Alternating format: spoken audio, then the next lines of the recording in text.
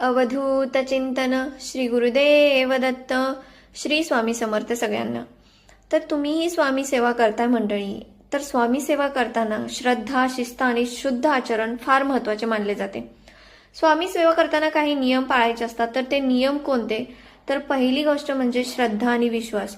तर पूर्ण मनाने स्वामींवर विश्वास ठेवला पाहिजे आणि सेवा ही अपेक्षेने नाही तर समर्पणाने केली पाहिजे. आता दुसरी गोष्ट म्हणजे शुद्धता. तर शरीर आणि मनाची शुद्धता महत्वाची असते. तर शक्यतो सकाळी आंघोळ करूनच सेवा केली पाहिजे आणि मनात वाईट विचार, राग, द्वेष ही कोणाबद्दलही ठेवले नाही पाहिजे. आता तिसरी गोष्ट आणि सगळ्यात महत्वाची गोष्ट म्हणजे आहार. तर सात्विक आहारच तुम्ही घेतला पाहिजे. मांसाहार, मद्यपान किंवा तंबाखू या सगळ्या गोष्टींपासून लांबच राहिलं पाहिजे. साधा, सात्विक आणि पवित्र आहारच घ्यावा.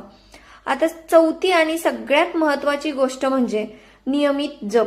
श्री स्वामी समर्थ, श्री स्वामी समर्थ नामस्मरण किंवा जप नियमित केला पाहिजे. तुम्ही श्री स्वामी समर्थ, जय जय स्वामी समर्थ असाही जप करू शकता. त्यासाठी ठराविक वेळ ठरवावा आणि रोज सेवा करणे एकदम उत्तम. आता पाचवी गोष्ट म्हणजे गुरु आज्ञा पालन. तर स्वामींची शिकवण सदाचाराने नियमित सत्य मार्गावरच चालावे. खोटेपणा किंवा कोणाची फसवणूक या गोष्टी टाळाव्यात.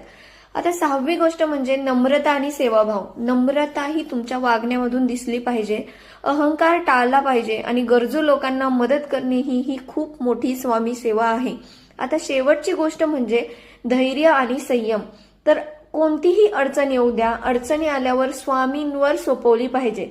जर तुमच्याच्याने ती सोडवणं शक्य होत नसेल तर सर्वस्वीपणे स्वामींवर सोपवावी आणि शांत राहावं आणि घाई आणि उतावळेपणा टाळावा. तर चला एकमुखाने बोला, श्री स्वामी समर्थ, जय जय स्वामी समर्थ.